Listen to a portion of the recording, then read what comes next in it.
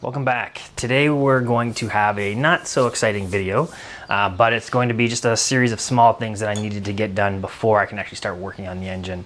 Just little things like, getting some the coolant tanks in there, getting the subframe back in, some service and cleaning up of parts that will just bolt onto the engine. I just wanted to get them done beforehand so that I'm not having to stop and do it while I'm building the engine. Anyway, I'll walk you through each one of them. Let's get started. Regarding automobiles, yeah.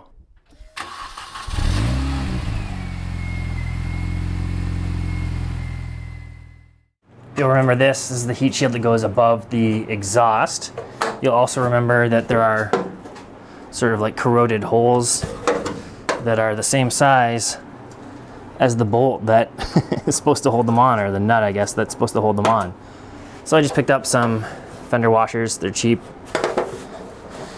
and it'll fit on the inside like that and hold it in place. This is pretty light, so you don't need a lot of pressure. Let's get that in.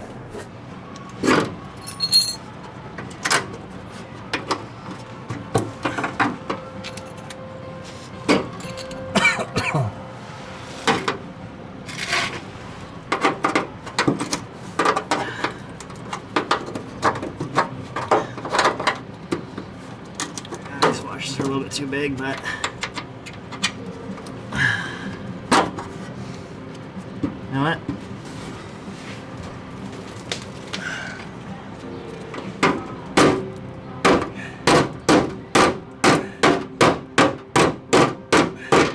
Little modification.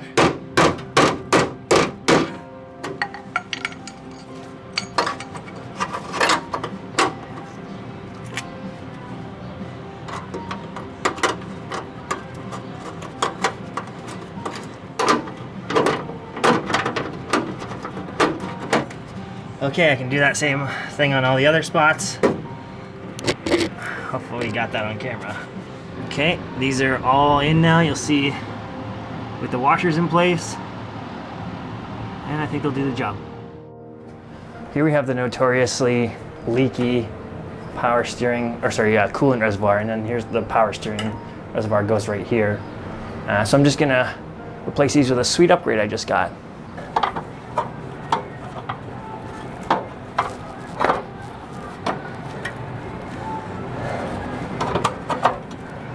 Okay, a small problem. These pegs on this sweet canister or sweet reservoir are too big. Yeah, the factory ones are tapered and a little bit thinner, I think, and they won't fit in the holes.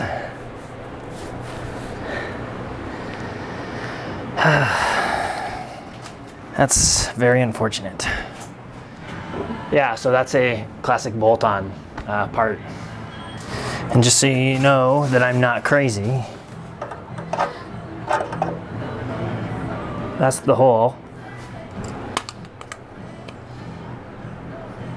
There's the peg. I need to either make the peg smaller, which probably is harder, or just make these holes bigger, which I think I'll probably do. I just need to find my file, which I assume works for metal. I can't remember if it was a metal file or a wood file, but we'll try it. Okay, I thought I bought a bit for my Dremel. Turns out it was too big, so I'm just gonna put it in my drill. I mean, it's pretty thin metal, so I think it should be fine.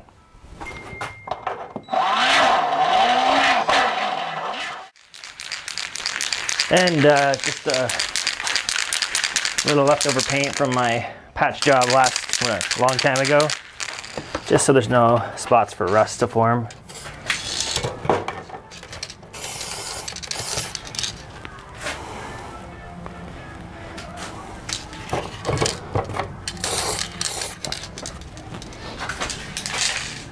Okay, this may shock you. Obviously, after modifying the brackets, I'm still having a hard time getting it into place. And when it does fit into place, like, the hoses interfere with the power steering reservoir, and the power steering reservoir, the outlets are blocked by a heat shield. So these aren't like, they're similar to the factory ones, but they're certainly not just like swap them in. I don't really understand why you would make them like this, but oh well, I guess that's what you get from getting parts off eBay.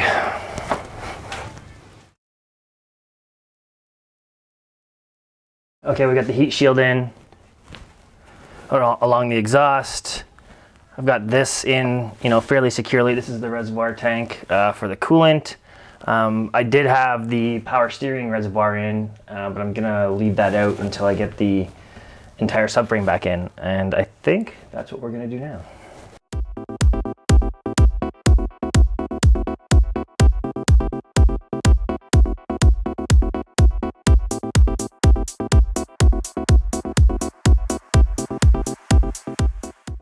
Okay, that went smoothly. So just have to check all the torque on those bolts. Then put this power steering reservoir back in. Then hook the sway bar back up and all the ball joints. The steering column. And then we can move to the next thing. Okay, here are the tanks installed. They look pretty good after the fitment issues. Just one extra thing here is I believe, with the fitment issues, that these tanks are maybe designed for more than one car and they just sort of repurpose them, because this extra sort of nozzle had this piece in it, which this car doesn't need. So I just went out and bought a plug for it. We'll put that in and that'll be done. So while I'm doing the suspension, sway bar end links, these are almost consumables on BMW products. So if I just, here's the old end on it. You can just wiggle it around. Here's the new end, it looks the same, but it doesn't move. So again, that's the factory one, but I thought I'd replace it. They're like 10 bucks. Here we have the oil filter housing. Just gonna clean up. This is off the newer engine, or the second engine, I believe. I don't think it really matters since I'll be taking it apart and cleaning it up.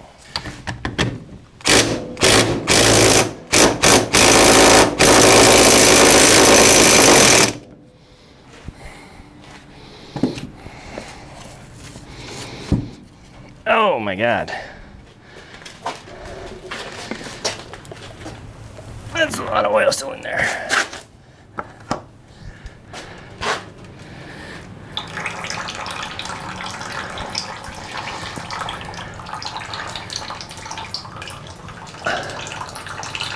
Lots and lots and lots of oil still in there, geez. Okay, these oil pads saved the day again.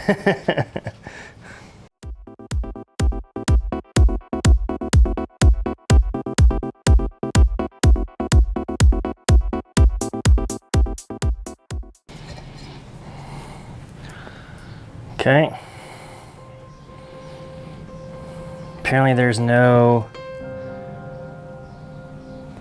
gasket between those.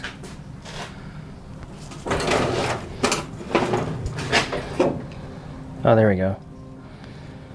It's just little ones.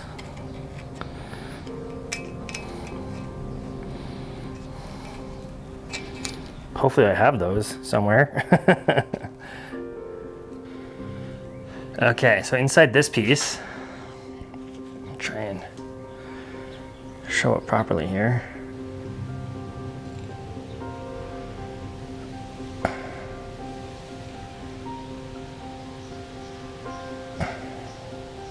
There's like a buildup of gunk. That's what's inside it. I do not know what that is. I assume that's some sort of residue from coolant getting in there, or some other thing. Well, I couldn't get the all that yellow crap out of this one, so I just switched. I have two of these, obviously because I had two engines. So I just switched to the other one. This one's nice and clean inside. The whole, I guess, housing is now nice and sparkly inside. This is mostly just brake cleaner. I only put I tried to put in an ultrasonic cleaner, but you had to sort of do it like in different directions. So I just did it with brake cleaner and the lid. And so we just need to put it back together. Okay, we have the housing, the cap, and the cooler. So there's a gasket that goes between the oil cooler and the housing here. This is the one that comes out of it. Come on, there you go. And I had a little panic attack because I couldn't find the replacements in my big pile of gaskets, but they're actually round in the replacement, so there's 2 of them there.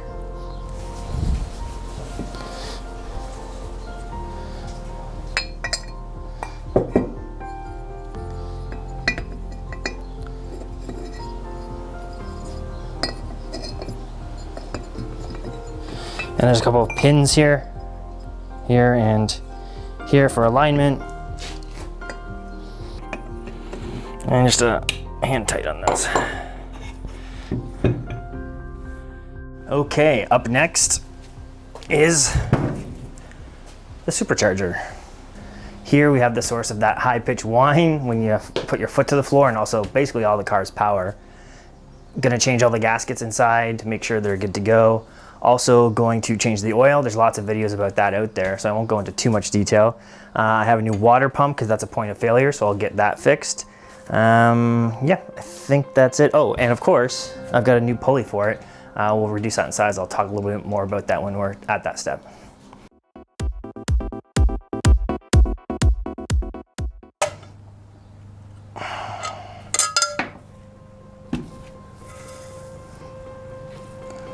Okay, just want to make sure none of the dust or anything is getting inside.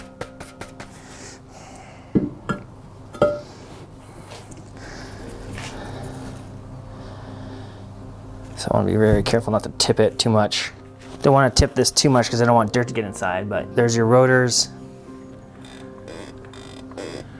And so we're just going to pull this gasket out.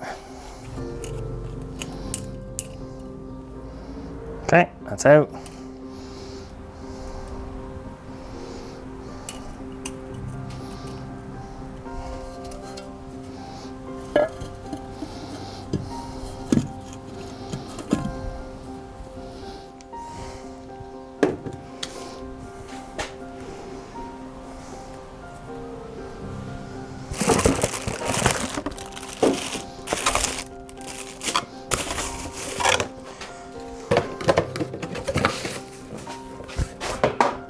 Obviously this goes on, obviously it goes on like this. And there's a cover on it, I guess. We'll figure it out.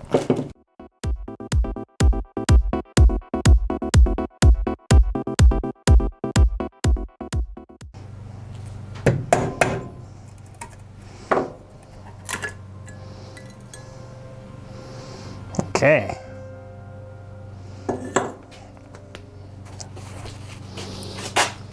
Ew.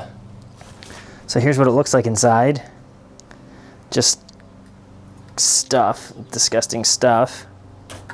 And a whole bunch of like disgusting things fell out of it.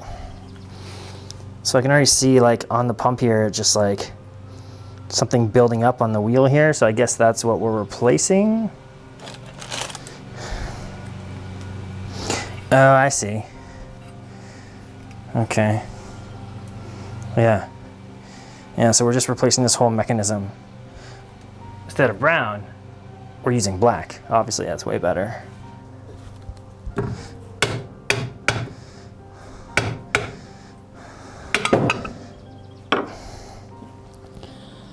Wow.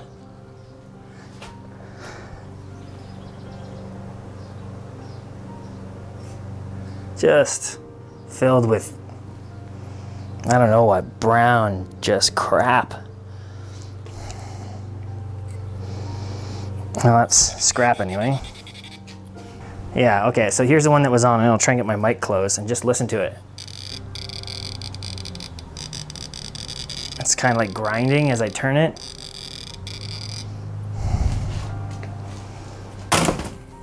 Bin. And then here's the new one. Smooth.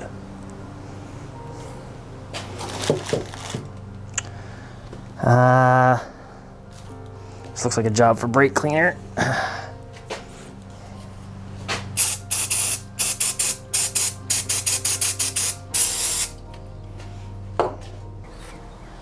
And this might be the oil. I'm gonna go watch one of those mini videos and I'll be right back. Yeah, so we have the drain plug here. And just make sure that I do it by hand so we don't strip it. This oil actually smells bad. So I think I just tip it up and dump it out.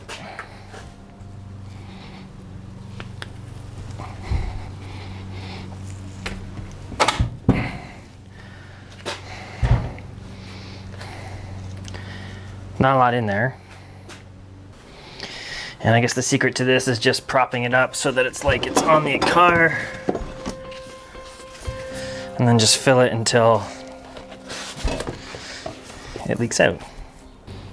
So I basically say fill it until it's just trickling out, which it now is.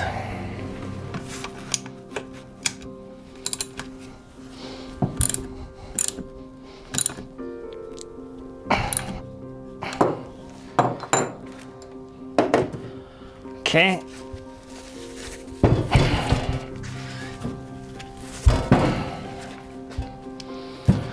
Oil on the other side.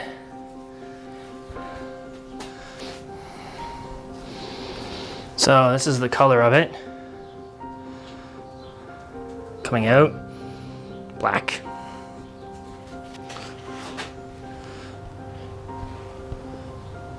That's the color of the oil going in, clear. So that's the oil change is done. Next comes an actual upgrade. What is this?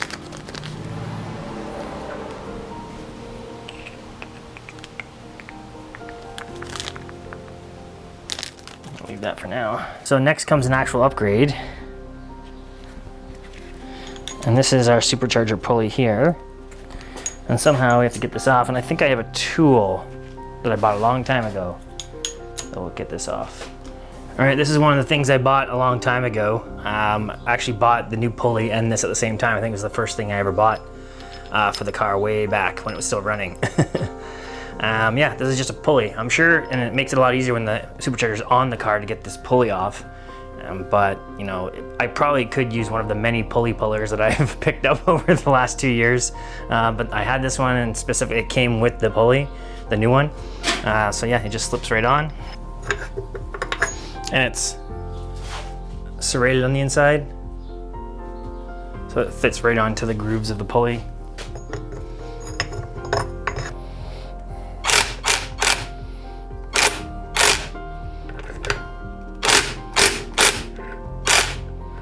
Okay, that's a problem. Yeah, because on the car, I suppose you can just hold it in place. Now I remember the Mod Mini video. He uses like a set of chain vice grips to hold it in place. I'm just gonna use a piece of wood jammed underneath and see if that works.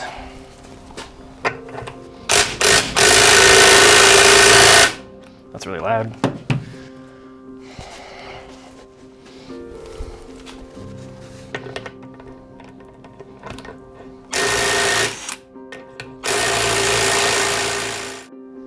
Now, if you're watching this video, you probably understand this, but I'm going to explain the supercharger and why I'm going for a different size pulley than factory. So the supercharger basically runs off a belt off the engine. So it runs from the engine and it goes around this pulley and spins it. That compresses air, fires that compressed air back into the engine, which means it can take more fuel, which generates more power. So the more air and the more fuel you can get into your engine, the more power you're going to generate. So what we can do is, this new one, compared to the old one, they look very similar, but this one is 15% smaller in circumference, meaning that it will hook up to the same piece on the engine. The band will be, or the belt will be a little bit shorter, but so for the same engine RPMs, this will spin faster, which will generate more air. The ECU should, on its own, say, I have more air. Okay, I'm going to put more fuel into it. And then later on I can tune it to take advantage of that. So I'm going 15%, but basically the whole thing is spinning faster. Now this is an old piece, these are fairly expensive, and it's a point of failure. You can get 17, I think you can get 19, I think you can go up to like 21% or something smaller. So it generates way more pressure or way more air, but also that generates more heat, and I haven't done anything else, like I haven't done a better intercooler, I haven't done anything to regulate airflow, and I don't want to tax this too much, so 15% is what I'm going with. So this new one is a two-piece design. It's a lot easier to put on that way. You put this on to the shaft, and then you put this, you slide this over, and then you put the bolts in, and it tightens it all down. Okay, I was a little worried about the how far it's on, but I found an image online that mine matches that one. So we're good. That is a new supercharger pulley, oil change, new water pump, new gaskets. Supercharger is done. So that's it. Over the last few weeks, I've been able to do all the things that you just saw. New heat, or repair the heat shielding for the exhaust, new coolant reservoir, new power steering reservoir, clean the oil filter housing, new oil cooler gaskets and clean that out. Also the supercharger has new fluids, has new gasket, and it has the pulley. Obviously that's the most exciting part, to get a little extra power. So that is it for now. Now I can actually, clean up everything. I have lots of space here, and the next time you see a video posted from me, it will be me actually putting the engine back together. So that will be exciting. I'm excited for it. I hope you are. And thank you for watching everything up until this point, and I'll see you next time.